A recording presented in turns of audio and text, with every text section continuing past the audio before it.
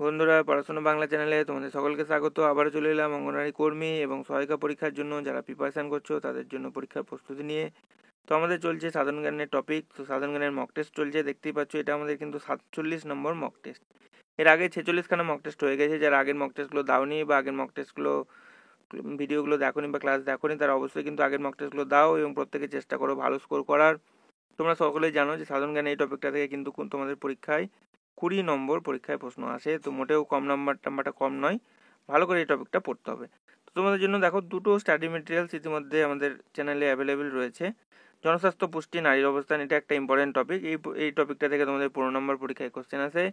এবং আমরা যে সাধারণ জ্ঞানের যে কোশ্চেনগুলো ডিসকাস করছি সেটা এই বইটা থেকে, জিকে মাস্টার বুক। এখানে কিন্তু 3000+ কোশ্চেন রয়েছে।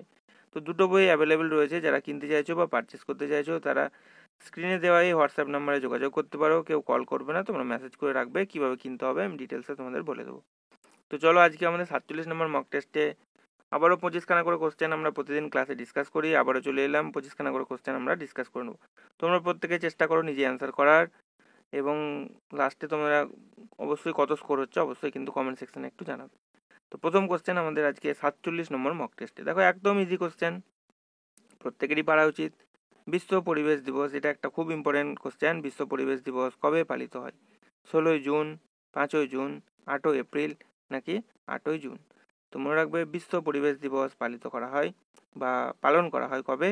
5ই জুন তারিখে। অপশন বি হয়ে যাবে আমাদের সঠিক উত্তর। পরবর্তী কোশ্চেন, কোন পুরস্কার সাংবাদিকতার ওপরে দেওয়া হয়?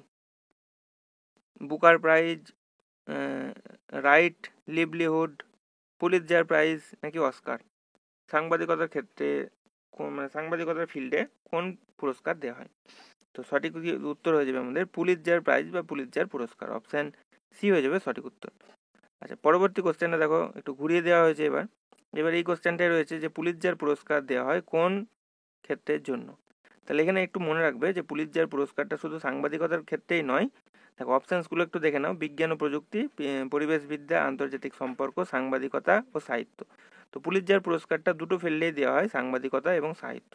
ঠিক আছে, অপশান ডি হয়ে যাবে সঠিক উত্তর। তো শুধু সাংবাদিকতা নয়, সাংবাদিকতা এবং সাহিত্য দুটো ফিল্ডেই কিন্তু পুলিৎজার পুরস্কারটা দেওয়া হয়ে থাকে। অপশান ডি হয়ে যাবে আমাদের সঠিক উত্তর। মনে রাখবে, পরীক্ষার জন্য ইম্পর্টেন্ট কোশ্চেন এটা একটা।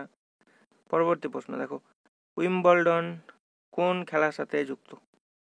উইম্বলডন কোন খেলার সাথে যুক্ত? এটা টেনিস, ফুটবল, টেবিল টেনিস নাকি ক্রিকেট? অ্যান্সার করো। তো সঠিক উত্তর কী হবে? এটা হচ্ছে টেনিস খেলার সাথে যুক্ত। অপশান এ হয়ে যাবে সঠিক উত্তর। দেখো, আমরা আগের যে ক্লাসগুলো হয়েছে সেখানে এক্সট্রা ডিটেলসেও তোমাদের এটা করিয়েছিলাম কোশ্চেনটা। তো টেনিস খেলার সাথে যুক্ত যে যে শব্দ ছিল সেখানে কিন্তু উইম্বলডন এটা ছিল। আগের ক্লাসগুলো যারা দেখেছো তারা কিন্তু অ্যান্সার করতে পারবে। চলো, পরবর্তী কোশ্চেনে চলে আসছি আমরা। 5 নম্বর কোশ্চেন দেখো, অর্জুন পুরস্কার দেওয়া হয় কোন ক্ষেত্রের জন্য? অ্যান্সার করো। যুদ্ধের জয়ী, বস্তিবাসীদের কাজের জন্য, পরিবেশবিদ্যার জন্য নাকি খেলাধুলার অবদানের জন্য? তো সঠিক উত্তর হয়ে যাবে অপশান ডি, খেলাধুলার অবদানের জন্য দেওয়া হয় তোমার অর্জুন পুরস্কার। অপশান ডি হয়ে যাবে সঠিক উত্তর। পরবর্তী প্রশ্ন, বাংলা সাহিত্যের কালকূট কাকে বলা হয়? বাংলা সাহিত্যের কালকূট কাকে বলে? রাজশেখর বসু, শঙ্কর, সমরেশ বসু নাকি সুনীল গাঙ্গুলি? অ্যান্সার করো। তো সঠিক উত্তর হয়ে যাবে আমাদের অপশান সি, সমরেশ বসুকে বলা হয় কালকূট। অপশান সি হয়ে যাবে সঠিক উত্তর। পরবর্তী প্রশ্ন, অ্যাস্ট্রোনমি বলতে নিচের কোন বিষয়ের উপর পড়াশুনো করাকে বোঝায়? অ্যান্সার করো। চন্দ্র, সূর্য, তারা নাকি আকাশ? কোনটা সম্পর্কে পড়াশোনাকে বলা হয় অ্যাস্ট্রোনমি? বলো। তো সঠিক উত্তর হয়ে যাবে তারা সংক্রান্ত পড়াশোনাকে বলা হয় অ্যাস্ট্রোনমি। অপশান সি হয়ে যাবে সঠিক উত্তর। পরবর্তী প্রশ্ন, এটা একদম ইজি কোশ্চেন। ডান্ডিয়া কোন রাজ্যের একটি নৃত্য? এটা বলো। গুজরাট, রাজস্থান, পাঞ্জাব নাকি হরিয়ানা? তো সঠিক উত্তর হয়ে যাবে গুজরাট রাজ্যের একটা নৃত্য হচ্ছে ডান্ডিয়া। অপশান এ হয়ে যাবে সঠিক উত্তর। পরবর্তী প্রশ্ন, সি.কে. নাইডু অ্যাওয়ার্ড কোন ক্রিকেটার প্রথম জিতেন? সুনীল গাভাস্কার, বিশান সিং বেদি, লালা অমরনাথ নাকি জি.আর. বিশ্বনাথ? তো সঠিক উত্তর হয়ে যাবে লালা অমরনাথ। অপশান সি হয়ে যাবে সঠিক উত্তর। পরবর্তী কোশ্চেন, অমর্ত্য সেন কিসের সাথে যুক্ত? অমর্ত্য সেন কিসের সাথে তিনি যুক্ত? অর্থনীতিবিদ, রসায়নবিদ, পদার্থবিদ নাকি সাহিত্য? তো সঠিক উত্তর কি হবে? সঠিক উত্তর হয়ে যাবে তিনি একজন অর্থনীতিবিদ। অপশন এ হয়ে যাবে সঠিক উত্তর। পরবর্তী প্রশ্ন, ভারতীয় সংবিধানের কোন ধারায় একটি সমনীতি ভিত্তিক সিভিল কোড প্রণয়নের কথা বলা হয়েছে? দেখো সংবিধান থেকে কোশ্চেন, সংবিধান থেকেও কিন্তু একটা দুটো কোশ্চেন আসবে পরীক্ষায়, যেগুলো ক্লাসে করাচ্ছি, বা তোমাদের সময় পেলে একটা ম্যারাথন ক্লাস করিয়ে দেবো 100টা কোশ্চেনে, সেখান থেকে পড়ে যাবে, একদম কমন পেয়ে যাবে। ভারতীয় সংবিধানের কোন ধারায় একটি সমনীতি ভিত্তিক সিভিল কোড প্রণয়নের কথা বলা হয়েছে? 40 নম্বর ধারা, 41 নম্বর ধারা, 43 নম্বর ধারা নাকি 44 নম্বর ধারা? এগুলো একটু কঠিনই কোশ্চেন, না জানলে পারবে না। তো সঠিক উত্তর হয়ে যাবে 44 নম্বর ধারা, এটা বলা হয়েছে। অপশান ডি হয়ে যাবে সঠিক উত্তর। ক্লাসে যেগুলো সংবিধান সম্পর্কে যে ক্লাস কোশ্চেনগুলো করা আছে সেগুলো করে যাবে, দেখবে কমন পেয়ে যাবে। আর আমি দেখছি যে একটা ম্যারাথন ক্লাস যদি হয় তাহলে করিয়ে দেবো তোমাদের। চলো পরবর্তী কোশ্চেন, মীরা সাহিব ফাতিমা বিবি, মীরা সাহিব ফাতিমা বিবি কে ছিলেন? হাইকোর্টের জজ, গভর্নর, রাজ্যের গভর্নর, সুপ্রিম কোর্টের জজ নাকি মুখ্যমন্ত্রী? অ্যান্সার করো। তো সঠিক উত্তর হয়ে যাবে তিনি ছিলেন সুপ্রিম কোর্টের একজন জজ। অপশান সি হয়ে যাবে সঠিক উত্তর। এবার দেখো আমি তোমাদের বলে রাখি যে ভারতের সুপ্রিম কোর্টের প্রথম মহিলা বিচারপতি ছিলেন কে? মীরা সাহেব ফাতিমা বিবি। মনে রাখবে, এটা কিন্তু ইম্পর্টেন্ট একটা কোশ্চেন, যে ভারতের সুপ্রিম কোর্টের প্রথম মহিলা বিচারপতি ছিলেন কে? মীরা সাহেব ফাতিমা বিবি। ঠিক আছে, নামটা মনে রাখবে, ইম্পর্টেন্ট। চলো পরবর্তী কোশ্চেন, হরিপ্রসাদ চৌরাসিয়া কিসের সাথে তিনি যুক্ত? দেখো অ্যান্সার করো। তবলা, বাঁশি, সেতার নাকি ফুটবল? তো সঠিক উত্তর হয়ে যাবে তিনি বাঁশির সাথে তিনি যুক্ত ছিলেন। অপশান বি হয়ে যাবে সঠিক উত্তর। এবার দেখো বাঁশির সাথে আর কে কে যুক্ত আছে সেগুলো আমরা নামগুলো পড়ে নেবো একটু। দেখো বাঁশির সাথে যুক্ত প্রথমেই রয়েছে হরিপ্রসাদ চৌরাসিয়া, পান্নালাল ঘোষ, টি.আর. মহালিঙ্গম। এই তিনজন বাঁশির সাথে যুক্ত। মনে রাখবে, পরীক্ষায় বারবার ঘুরিয়ে ফিরিয়ে আসা কোশ্চেন এগুলো। পান্নালাল ঘোষ, হরিপ্রসাদ চৌরাসিয়া, এটা বেশি ইম্পর্টেন্ট, এই দুটো নাম মনে রাখবে। চলো পরবর্তী কোশ্চেন, নির্বাচন কমিশন সংবিধানের কততম ধারায় রয়েছে? ধারা নম্বর 352, ধারা নম্বর 324, ধারা নম্বর 356 নাকি ধারা নম্বর 360? অ্যান্সার কত হবে বলো, অ্যান্সার কোনটা হবে? তো সঠিক উত্তর হয়ে যাবে অপশান বি, ধারা নম্বর 324। তো নির্বাচন কমিশনের কথা বলা রয়েছে এখানে। পরবর্তী কোশ্চেন দেখো 15 নম্বর, the man who killed Gandhi এই গ্রন্থটির রচয়িতা কে? আবুল কালাম আজাদ, নাথুরাম গডসে, মনোহর মালগাঁওকার নাকি মদন মোহন মালব্য?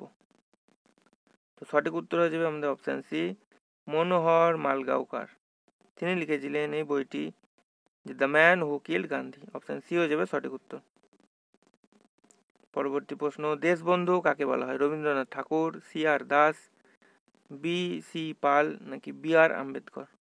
তো সঠিক উত্তর হয়ে যাবে সি.আর. দাস। অপশান সি হয়ে যাবে সঠিক উত্তর। পরবর্তী কোশ্চেন, ভারতের বিসমার্ক কাকে বলা হয়? রাজাজি, নেহেরু, বল্লভভাই প্যাটেল নাকি কামরাজ? তো সঠিক উত্তর হয়ে যাবে বল্লভভাই প্যাটেলকে বলা হয় ভারতের বিসমার্ক। অপশান সি হয়ে যাবে সঠিক উত্তর। পরবর্তী প্রশ্ন, বৃহৎ স্নানাগার কোথায় পাওয়া গেছে? হরপ্পায়, লোথালে, মহেঞ্জোদারোতে নাকি কালীবঙ্গানে? ইতিহাসের কোশ্চেন এবং ইম্পর্টেন্ট কোশ্চেন, বলো বৃহৎ স্নানাগার কোথায় পাওয়া গেছে? হরপ্পায়, লোথালে, মহেঞ্জোদারোতে নাকি কালীবঙ্গানে? তো সঠিক উত্তর হয়ে যাবে এটা পাওয়া গেছে মহেঞ্জোদারোতে। অপশান সি হয়ে যাবে সঠিক উত্তর। পরবর্তী প্রশ্ন, সমুদ্রগুপ্তের সভাকবি কে ছিলেন? অশ্ব ঘোষ, হরিসেন, আর্যভট্ট নাকি নাগার্জুন? অ্যান্সার করো। সমুদ্রগুপ্তের সভাকবি কে ছিলেন? সঠিক উত্তর হয়ে যাবে সমুদ্রগুপ্তের সভাকবি ছিলেন হরিসেন। অপশান বি হয়ে যাবে সঠিক উত্তর। পরবর্তী কোশ্চেন দেখো, নিম্নলিখিত কে প্রথম গোলটেবিল বৈঠকে যোগদান করেন? দেখো এইখানে একটা তোমাদের ইম্পর্টেন্ট একটা কোশ্চেন, এটা একটা আমি তোমাদের বলছি ডিটেলসে। তো প্রশ্নটাকে দেখে নাও যে নিম্নলিখিত কে প্রথম গোলটেবিল বৈঠকে যোগদান করেন? তেজ বাহাদুর সাপড়ু, আবুল কালাম আজাদ, এস.সি. বোস নাকি মহাত্মা গান্ধী? তো সঠিক উত্তর হয়ে যাবে অপশান এ, তেজ বাহাদুর সাপড়ু। এবার দেখো এক্সট্রা ডিটেলসে ভালো করে জেনে নাও তোমরা। দেখো এটা একদম মুখস্থ করে নেবে, যেটা এক্সট্রা ডিটেলস তোমাদের বলছি। 1930 সালের 12ই নভেম্বর লন্ডনে প্রথম গোলটেবিল বৈঠক অনুষ্ঠিত হয়। ঠিক আছে, তাহলে প্রথম গোলটেবিল বৈঠক 1930 সালে কোথায় হয়? লন্ডনে হয়। আচ্ছা, দ্বিতীয় গোলটেবিল বৈঠক হয় 1931 সালে। দ্বিতীয় গোলটেবিল বৈঠক লন্ডনেই অনুষ্ঠিত হয়। এই গোলটেবিল বৈঠকে মহাত্মা গান্ধী উপস্থিত ছিলেন। তাহলে দ্বিতীয় গোলটেবিল বৈঠক কোথায় হয়? লন্ডনে। কবে হয়? 1931 সালে। কে উপস্থিত ছিলেন? মহাত্মা গান্ধী। কোশ্চেন আছে, 3টা কোশ্চেন এই লাইনটা থেকে আসে। তারপরে আসছে দেখো 1932 সালে কি হয়? তৃতীয় এবং শেষ গোলটেবিল বৈঠক হয়। কোথায় হয়? লন্ডনেই হয়, অনুষ্ঠিত হয়। ঠিক আছে। এবং এর সাথে আর কি মনে রাখবে, যে বি আর আম্বেদকর, নামটা মনে রাখবে, বি আর আম্বেদকর এবং তেজ বাহাদুর সাপড়ু 3টি গোলটেবিল সম্মেলনে অংশ নিয়েছিলেন। ঠিক আছে।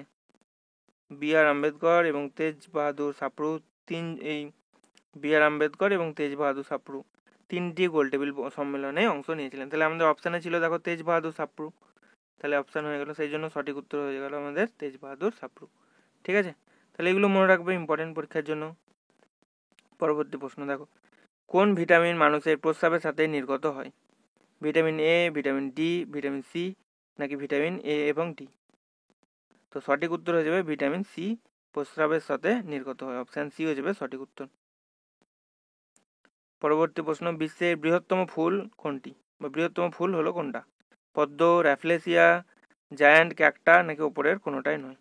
তো সঠিক উত্তর হয়ে যাবে র্যাফলেসিয়া হচ্ছে বিশ্বের সব থেকে বৃহত্তম ফুল। অপশান বি হয়ে যাবে সঠিক উত্তর।